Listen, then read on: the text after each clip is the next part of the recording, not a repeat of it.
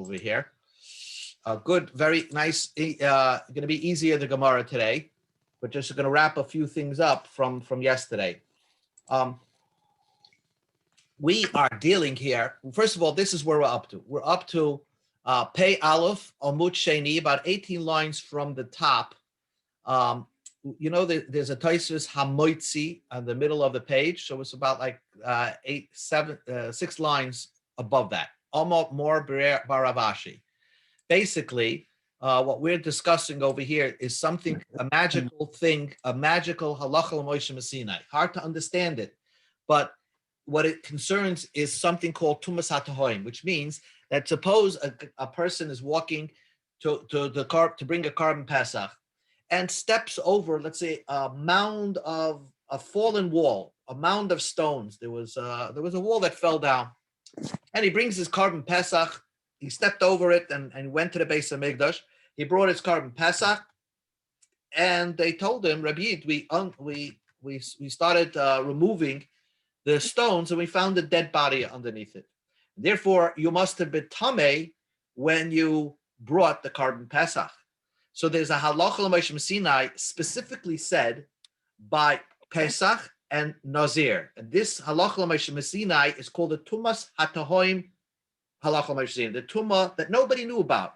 That b'di'evet your carbon is kosher, and you don't have to bring a Pesach Sheni. Normally, if you're a Tamei Mace, you can't bring a carbon Pesach. Here, you're going to be able to bring the carbon, that you're Yotze the carbon Pesach. Obviously, you can't eat it. You have to wait, 7 days till you become tar because you're a Tamei Mace. But that's called the Tumas HaTahoim. And so we got into that discussion yesterday. We branched off a little bit to discuss about Zav, that the person has to wait 7 days till he becomes tar. But that was a branch off. Basically, our topic is Tumas HaTahoim. So here we begin. Oma Mar Baravashi Loy Shanu. We didn't the Halacha l'Moshe Messinai didn't give you amnesty, because basically you have to rely on amnesty. What makes your carbon kosher is because that the kohen was wearing that tzitz, that breast, that headband. And that sort of like said, you can get away with this tamei carbon. But that was only taught you found out that you were tamei tumas HaTahoim after you sprayed you did the carbon Pesach. You did the spraying of the carbon Pesach on the Mizbeach. The izriki dam, when you were spraying the blood, shapir izderik. You were spraying it unknowingly. You didn't know that you were tamei. Later, you found out they undid the bricks and they saw a dead body there. Says the Gemara, but let's say you knew about it, lifnei zrika, before zrika, that you knew you were tamei tumas HaTahoim, loy meratze, you have no amnesty. Now, that seems, you would think that's obvious, right? You purposely knew that you had a tumas HaTahoim, and you brought the carbon Pesach anyway. But we're not going to remain with that. The Gemara is going to say, Meisvei, I'll ask you a question. Hamoitzi Meis, a person who finds a dead body, Mushkavai, lying l'rochvai shel derech, along the width of the road. You definitely had to pass over the derech. So a kohen who is walking l'truma tamei. For truma, to eat truma, you're tamei, because the kohen who walked over that road, nobody knew underneath the road there was a dead body there. So the kohen, and then we find out that they undid the road, and they see that there was a dead body there. So the kohen is tamei if he passed that road and he can't eat truma. The nazir, v'oisei Pesach, a nazir or somebody going to make a carbon Pesach, and he passed that road, tar, he is tar. Now this is the difficulty. Now you're saying that the Pesach, the guy that did Pesach, he is like a tar person. The whole tamei v'tar, when we use the language tamei or the word tahar, is la'bahu. That means in the future, you are tahar, and you can go ahead and bring and do whatever you were planning to do. That's what the word tahar means. That it's not like b'di'evet, if you did your carbon Pesach, we say it's okay. That's not, we don't say the word kosher. What we say is tahar. You are tahar, and now you can go do a carbon Pesach. So that means to imply that even if you knew before you bring the carbon Pesach that you passed this tumas HaTahoim, you could still bring the carbon Pesach. This is the way it was taught. That when did we teach us that if it was known after Zrika, that's when you get amnesty. Don't say that. That if you knew about it before Zrika, you don't have amnesty? No. Even if you knew that you had this tumas atahoim before you sprayed the blood, Maratza, you have amnesty. Amazing thing what the Gemara is saying. You could actually bring a carbon Pesach and you are Tomei Mace. How's that possible? That's a good riddle to ask somebody. The answer is you passed a Tumas Hatahoim. And according to the Gemara's conclusion is that even if you knew that you were Tomei Tumas Hatahoim, you could still bring the carbon Pesach. The Mishnah, the Gemara goes back. Ufa, we learned before. If you find a dead body, they were demolishing the road and they found a dead body lying across the road along the width. Litruma, anybody who passed by, any kohen who passed by that road, regarding truma, tameh, he's not allowed to eat the truma because he's tameh. He definitely was mahil alames. He definitely passed over a dead body. But to make a carbon pesach or to do your carbon naziris, you are considered tar. When was this said that the kohen is for sure tameh? There was no other place that the kohen could have passed. I mean, that was the dead body was lying across the whole width of the road. So for sure, if you went on that road, you passed over the body. If there was a place that potentially the kohen could have walked around, after truma tar, then for truma he's permitted to eat truma. He's considered tar because it's a suffix. You have a doubt: did he pass over the area where the body was, or did he go around it? Suffix truma b'reshus rabim is tar. That's why even with truma he would be tar. B'med devar maburim. And when did we say he's tamei?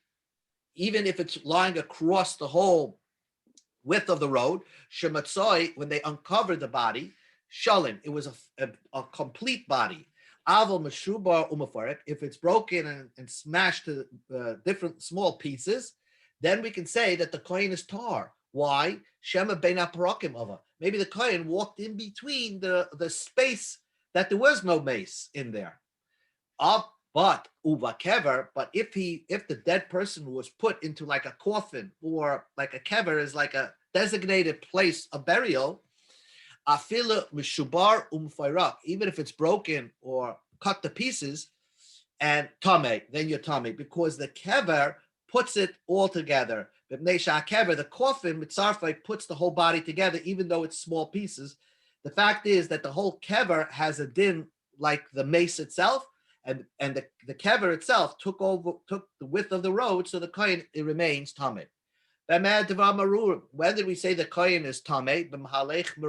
If the kohen was walking on his feet, then you can say, when you can say that the kohen possibly is tahar if he was walking with his feet. So possibly he went around the area where the mace was. If he was carrying a load or riding an animal, tameh. He's tameh. Why? Because generally when a person's carrying a heavy load or riding an animal, he's not walking in a straight line. He's walking zigzag. So therefore, most likely, he was mahil al hames. If somebody was walking in his feet, somebody's walking on his own 2 feet. It's possible that he did not touch the corpse, the area where the corpse is, or didn't make a tent over it or pass over it. But if you're carrying a big load or riding a donkey, it's impossible for you not to have touched it or not to have made a tent over it. So therefore, you are tabe, because generally when a person's riding, you're not riding straight. So you definitely may have even if the corpse was not lying the whole width of the road, you probably it was mahel on part of the corpse. When did we say that? Now we go back to oisei nazir would be tahar or pesach betumas atahoim. If nobody knew, I mean, they have a road there, a central avenue, and nobody had any idea that there's a dead body there. Avol betuma yudua, if there's somebody that knew that there was once a Beis HaKvaris, there was once a cemetery in this area, then Tameh. That's not called Tumas HaTahoim. Tumas HaTahoim is when you can assume that, nobody knew about it, or the people that know about it are no longer on this world. The Ezehis Tumas HaTahoim. What is called a Tumas HaTahoim? Nobody knew about it. Now that's why I like to use the example of a wall falling down, and and then nobody knew about it, and then they uncovered the stones, and then you find the body. Nobody knew that the guy got killed there. You have that concept, I think, when they uncover a man, Neolithic man, right? They find somebody who is on an avalanche, frozen in ice. The body is 1,000 years old. It was nobody knew there was a body there. That's called the Tumas HaTahoim. And that's where the amnesty falls in place. If somebody knew that there was a cemetery here, or knew that somebody's buried here, even if that person doesn't live here anymore, he lives on the other end of the world, of planet Earth, ain't that Tumas HaTahoim. That's not called Tumas HaTahoim. So the Gemara gives an example. If you find somebody hidden in straw, ba'af or dirt, with tzroira, stones, in other words, you can see there was an avalanche that fell on the person. So it's most likely nobody knew that they buried somebody. It wasn't that the Chevra Kedisha put somebody there. So therefore, harezet Tumas HaTahoim. That is called Tumas HaTahoim. But if you find somebody b'mayim, in water, ba'afela b'nikike asloim, in the wall, in the grooves, in rocks, in the cliffs, you can see that it's out there in the open. So if you find a body just floating in water, right, or in an open area where certainly somebody must have seen him, ain't that Tumas HaTahoim. That's not called Tumas HaTahoim. And therefore, v'lo amru, they never said Tumas HaTahoim. The whole amnesty program here is only for Tumas HaTahoim. Only for Tumas HaTahoim of a dead body, bilvad, not a Tumas HaTahoim of sheretz.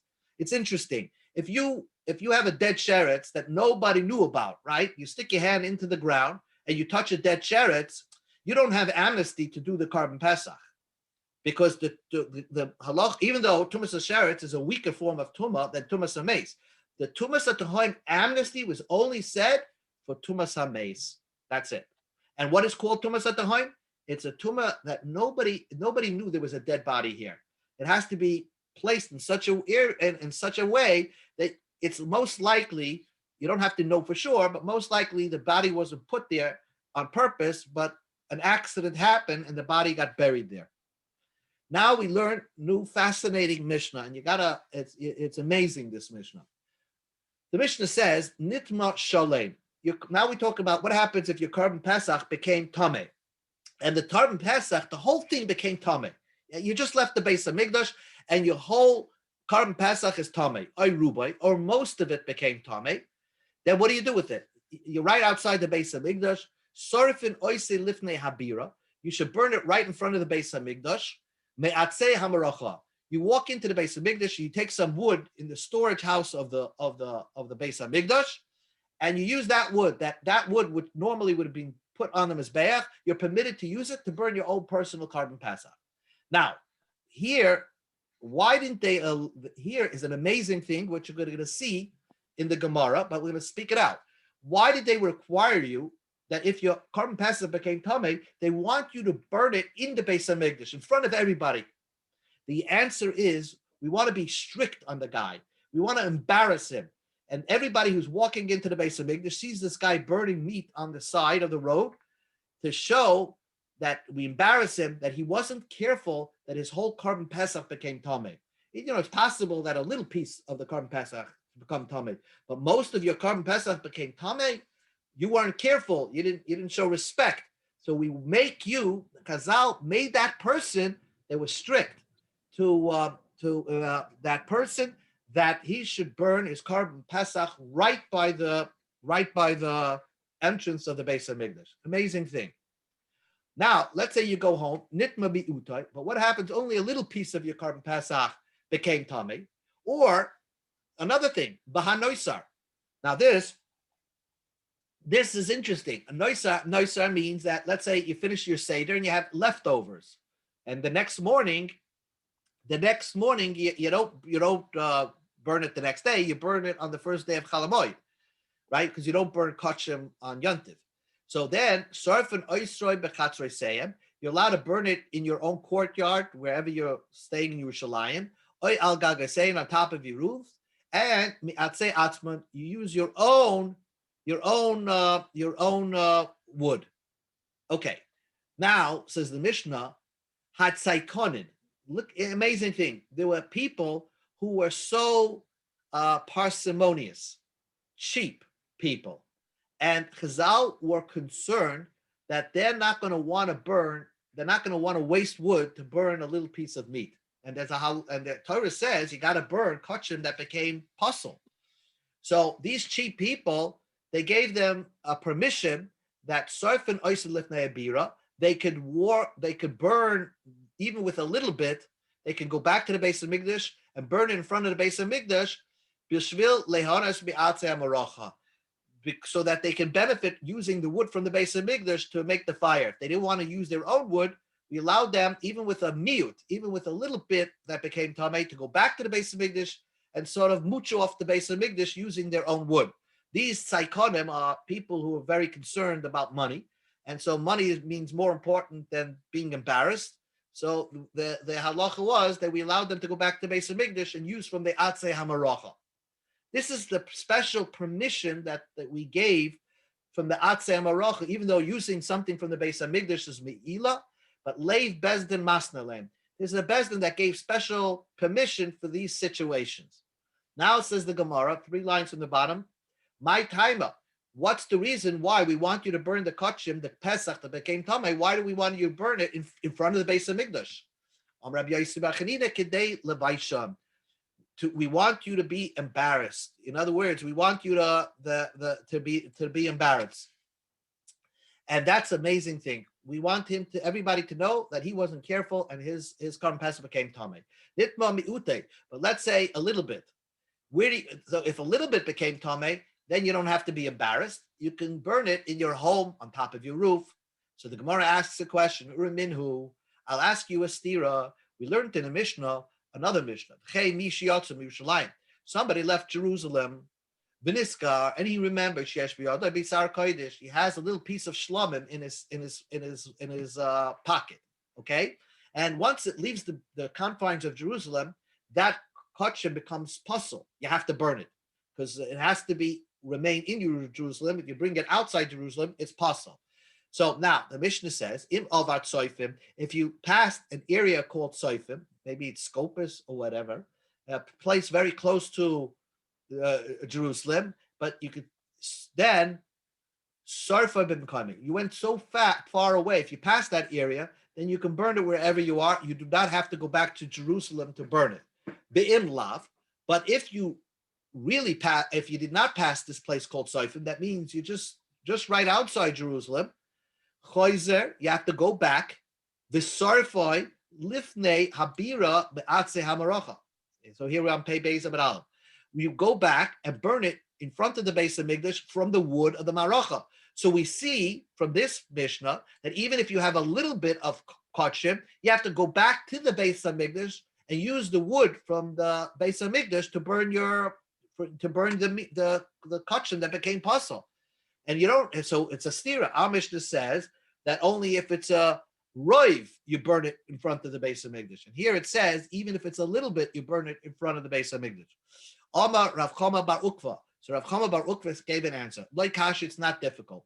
Kan ba'achsanai.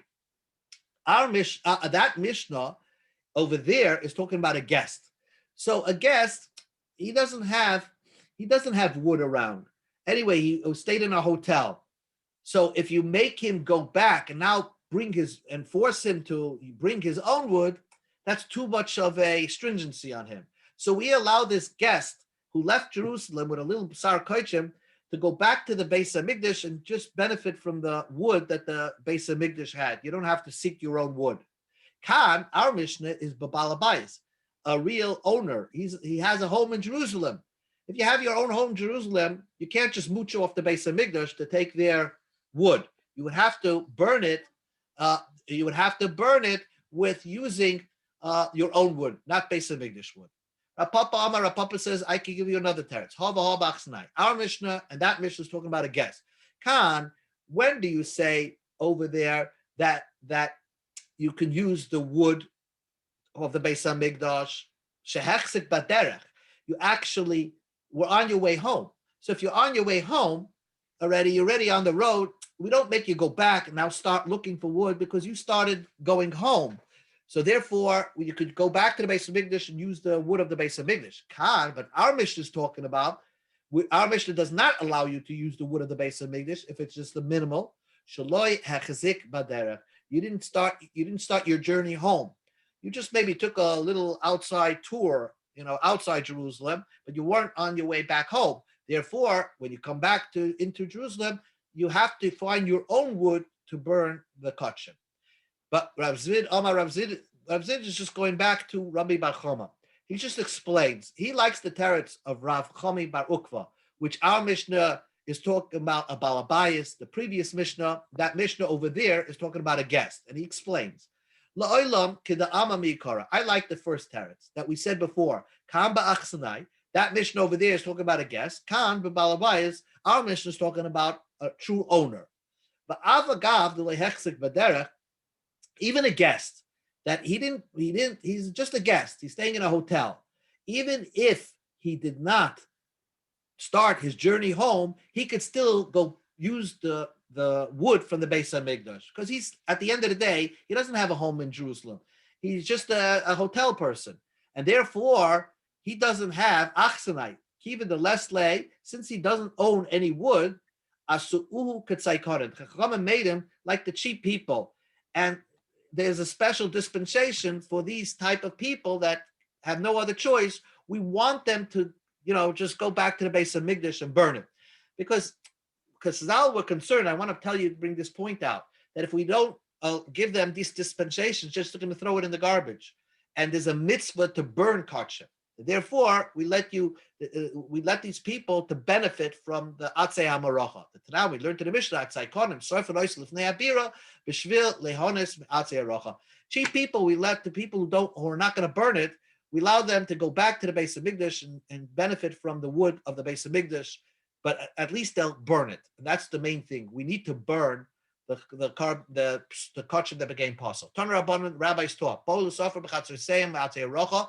If they come to burn it in their own courtyards and from the wood of the Beis Hamikdash, let's say they'll say, I'm going to burn it, but I want to take the wood from the Beis Hamikdash, but I'll burn it at home. We don't allow that to happen.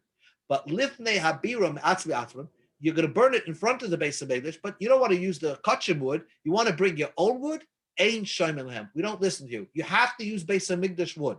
Now, bishlamai, it makes sense. I don't allow you to take the wood home to burn it in your own courtyard, because we're concerned. Maybe you're going to leave some over, and then you're going to have extra. You're not going to bring it back to the Beis Hamikdash. It's going to be like an old library book, and you're going to use it for other things. So therefore, we want you only burn it right in front of the Beis Hamikdash from the wood of the Beis Hamikdash. Ella, says the Gemara, lifnei habira ma'atzi atzma my time of life. Why can't you bring your own wood to the Beis Hamikdash? Let's say you're from guy and you say, I don't want to use the wood from the Beis Hamikdash. I want to bring my own wood. Why didn't they allow you to do that? So the answer is, Rav Yosef Amar Shloi Lebayis Misha Ein. We don't want to embarrass somebody who can't afford to bring wood. A poor person, if he doesn't have wood, he's going to have to use the wood from the Beis Hamikdash, and therefore we'll see who has money, who doesn't have money. You see how Chazal were concerned. We want to embarrass these people to make them burn it in front of the Beis Hamikdash. That's the idea. We want to show that you aren't careful, and therefore we're making you burn your Karban Pesach in front of everybody. But I'm not going to embarrass you to show that you don't have money. So therefore, everybody had the rule that they were supposed to use the wood from the Beis Hamikdash. But Rava says the reason why you use the Rava says the reason why you use the wood from the base of Mikdash because people will think when you start bringing home wood, people will think that you use the wood from the base of Mikdash and you're bringing it home. So therefore, nobody should bring their own wood. Use the wood from the base of Mikdash. My benai, would there be a difference? What would be the difference between Rav Yosef and Rava? You bring certain type of wood, dried type of wood from a palm tree that was not used for ma'aracha, that cannot be used on the mizbeach. That was not Beis Hamikdash wood. In other words, you brought a special wood that it's so obvious you brought it from home. So then nobody's going to accuse you for bringing home Beis Hamikdash wood. Everybody sees this wood never belonged to the Beis Hamikdash. So according to Rava, that would be permitted. But according to Rav Yosef, if the point is not to embarrass anybody, at the end of the day, we don't want anybody to bring their own wood, and we don't want to embarrass those that can't afford it. Another interesting machlokes. Tanan Hossam, we learned over there. You know that the Kahanim were divided up into mishmaros, and then each mishmar was 6 families that served in the Beis Hamikdash during a given week. So what happens if the night before the Kohen says, okay, the head of your family says, okay, tomorrow is our day to serve in the Beis Hamikdash. One guy says, tomorrow I can't go because I became Tameh. So you don't go home. The Kohen has to stay there at the entrance to the Beis Hamikdash and be there. And he can't go home and do his own thing. Tanan Hassam, Rosh Mamid, Hoyamamed es Tameim, the head of the group of the Kahanim, he would make the Tameh Kahanim, who could not serve in the temple on their designated day, like the rest of the family, they had to sit at the door of the temple, Al Shara Mizrach, by the eastern door. Now, why did they have to sit by the temple? Why couldn't they go home? They're not serving in the temple. My timer, Rav Yosef, again, Kidei Levaishim. We want to embarrass these Kahanim. We want to show that you Kahanim, you should have been careful. Don't you know that this is your day, the once a year that you're going to serve in the Beis Hamikdash? How could you be not so careful and become Tameh? So sometimes we want to embarrass them. But Rava said, we don't let them go home simply because if a guy who knows this Beis Av, somebody else will see that this person went home, he'll think that really the Kohen was tar, and the reason why he went home is because he's going to his own affairs. He has a business deal, and that's why he's not showing up to serve in the Beis Hamikdash during his time. So we don't want to have that kind of chashad. People should think that your personal business takes more precedence than serving in the Beis Hamikdash. That's why even if you're Tameh, we want you to sit at the door of the eastern, and everybody should know these are the Kahanim Tameim. My benai, what would be the difference? Ika benayu mefanke. If you have an old guy or a finicky person, a guy who was born into a koilo family, he's learned for so many years. He has no business deal. So there's no chashad if he's not there, because everybody knows he's not working, but according to Rabbi Yosef, we would still make him stand there because we want to embarrass him that he should have been more careful not to become Tameh. Iname, another thing is the Kogadol Shishura. If he had just a menial job like making beads or something like that. So according to Rava, there is no chashad because nobody's going to assume that he went home to do his little menial work. So therefore, according to Rava, maybe he wouldn't have to stand by the eastern gate. According to Rav Yosef, if the whole point of standing by the eastern gate was to embarrass the guy, we'd make him stay there the whole day. So the Heilige Mishnah, HaPesach sheyotza oish nitma, Pesach that left the Beis Hamikdash, right? Left Jerusalem. Okay, sheyotza means it left Jerusalem. Oish nitma, or became tameh. So the meat itself has a psul haguf. The Mishnah says you serve biyad, you burn it right away. No questions asked. Nitmu a bailam oishmei. So let's say the bailam became tameh, or the bailam died. So the Pesach is kosher, but you don't have any eaters. So to ubar tzurasa, you let it expire. In other words, that you don't burn it right away. You let it overnight, and the next day, technically, you can burn it the morning after the Seder. But we don't burn on Kachim and Yontiv. The Yisara B'Shisha also, you burn it on the 16th day of Nisan, the first day of Chalamoid. So there, the Mishnah defines to you that if it's a Tumas Haguf, if the Kachim itself became Tameh, you burn it right away. If it's Tumas in the person, then you burn it on the 16th. Even if it has a tumas on the people, you should burn it right away because there's nobody to eat it. So you can burn it right away. You don't have to wait to the 16th day of Nisan. So the Gemara wants to know the source. How do you know you have to burn kachim? How do you know you have to burn kachim kalim? And how do you know you have to burn kachi kachim? Kachi kachim is something like a chatos, osham, oil, but kachi kalim is shlomim, carbon pesach. So we have to find sources. Where do you know that if it becomes tameh, you have to burn it? So the Gemara says, Bishlam tameh. I have a source. If something became tameh, you have to burn it. There's a pasuk. This pasuk that says any basar that touches tameh, don't eat it. You burn it right away. Ella. So that solves that problem. Ella yoitze, when something goes out of its confines, that means if something was supposed to be eaten into the bin in the walls of the base of Yerushalayim, or it's supposed to be eaten in the walls of the base of Mikdash, like a chatas.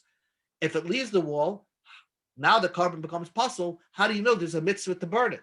Manola. And for the Gemara, because it says in the Parsha Shmini, Moshe Rabbeinu was asking Aaron HaKohen, why did you burn the carbon chatas of Rosh Chodesh, tonight's Rosh Chodesh? If you remember in the Chumash, it says that Aaron's children, none of you died, and Aaron now becomes an oinan, and in the opening day of the Mishkan, and Moshe Rabbeinu gets angry at him, wanting to know why didn't you eat the carbon chatas that was brought on Rosh Chodesh, Sir chatas? He wanted to know, Hein loihu ves domel kodesh pnima. Moshe said to Aaron, why didn't you eat the carbon chatas? You're supposed to eat it. You're a kohen. You're kohen gadol. Shema nichmas domel lefnei. Maybe the blood went inside into the temple. Went too inside. This blood was supposed to be sprayed on the outside mizbeach. Maybe you brought the blood by accident into the kodesh, and the kodesh kadoshim. So just like bringing the blood outside the base of Mikdash could passel, bringing something too inside where it's not supposed to be passes the carbon. Amalai, so Aaron said to Moshe, "No, that's not so." Amalai, so Moshe said, "Shem mechutz mechitza yatzasa." Maybe it left outside the mechitza. Maybe you took the blood outside the base of Mikdash, outside the Mishkan. Amalai lav b'kodesh haisa. It was always remained in the Mishkan, around the Mishkan, around the mizbeach. Amalai iba kodesh haisa. If it would always remained around the Mishkan, that means it's a kosher carbon chatas. It was never brought inside, or it always remained inside. So it's not puzzle. This carbon chatas was not puzzle. So Moshe got so burning mad at his brother and asked him, why didn't you eat it? And then Aaron explained to him that, I'm an oinen, my sons died, and I'm not supposed to eat this carbon. But what you see from here is the inafka, if it went out, iname ayal damalafnim, or you brought it to inside, the blood inside, basreifa, then it's supposed to be burned, because that's what they ended up doing. They burnt it. So Moshe is asking, why did you burn the chatas? Did you do this? Did you bring the chatzah outside? Did you take it out of the temple, out of the Mishkan? And if you did, then it should be basreifa. So we have a source that a kachim, that the chatos that was brought outside is supposed to be burned. So the Gemara says, Bishlam and Nitma. I understand that the source of Nitma, if a carbon becomes tameh, that you burn it. So I know that. Gali Rachman b'kachim kalim, b'kachim kachim kachim. The Torah tells you by kachim kalim that it becomes tameh, and certainly by kachim kachim, by chatos, madach, by a shlomim, it becomes tameh. You have to burn it, of course, by chatos. Eli Yoitze, the story of Yoitze, the story of Aaron is talking about a chatas. So there I see that a carbon chatas that is a yotzei, you have to burn it. Kachim kalim and all. How do you know a kachim kalim that's a yotzei? How do you know? How do you know if you take a piece of shlomim and bring it outside Jerusalem, you have to burn it. You have to go back to Jerusalem and burn it. How do you know that?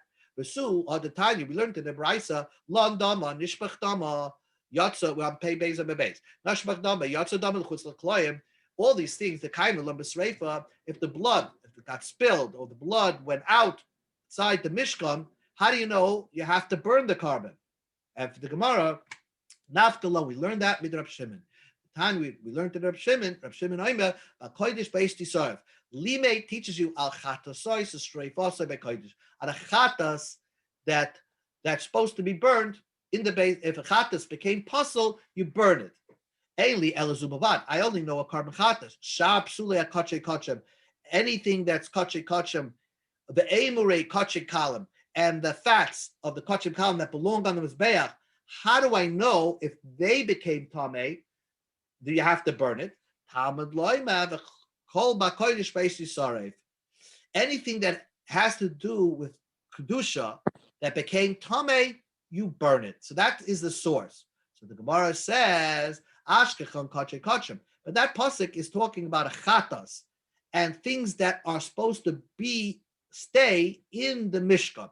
My question is kache kalim and olam. How do I know kache kalim? How do I know? This is the whole point. How do I know a carbon pesach? You're eating your carbon pesach at home in Jerusalem.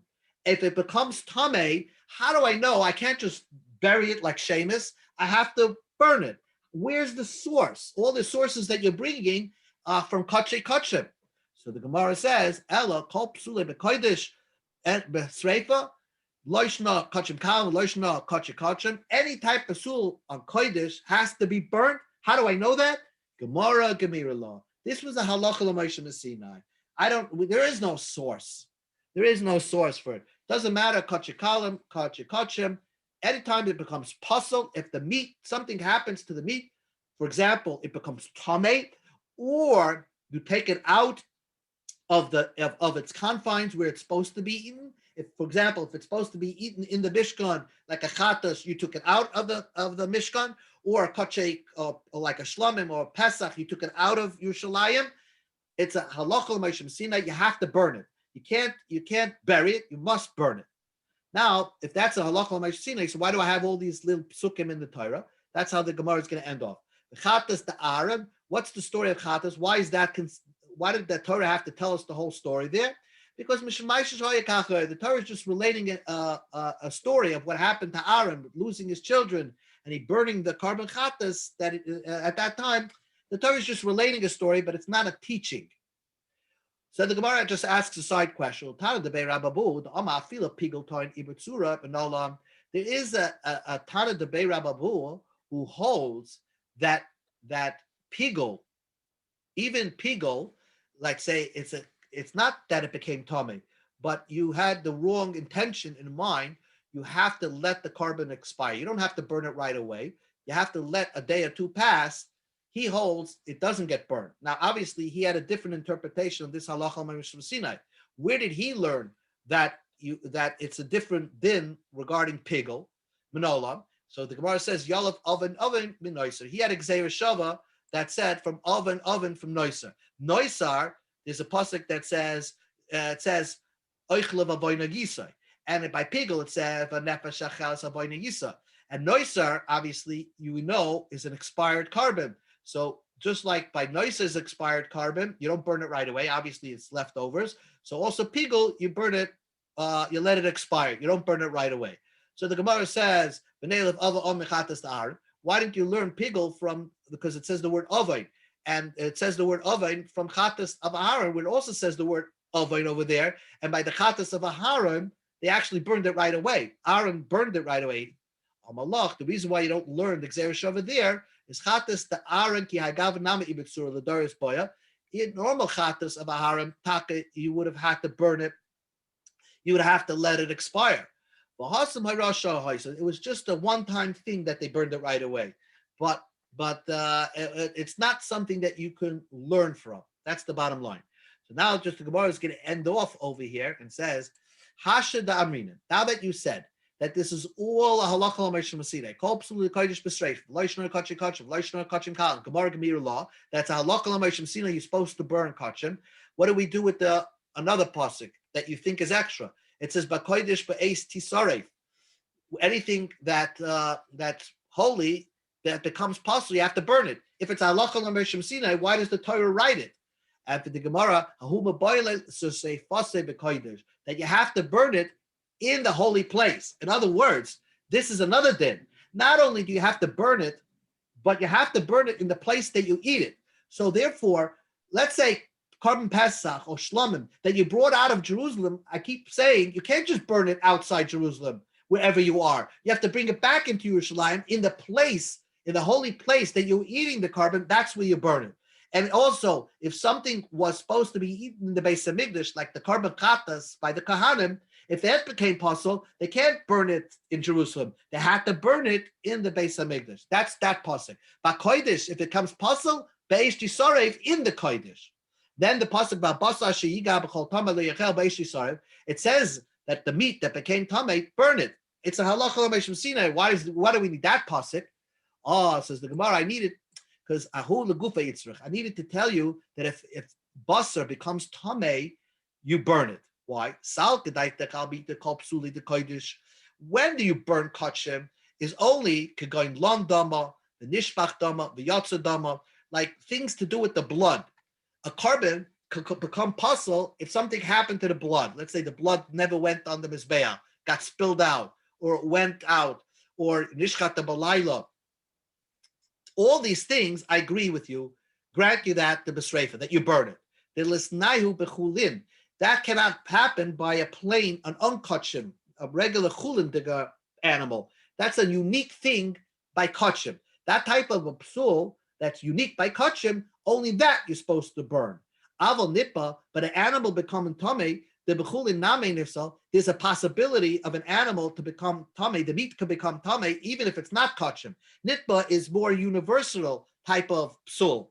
Ema, I would think, hoyo, visavid by ovda dechulin, since something happened to it which is degrading, but that could potentially happen by any animal, even if it's not kachim.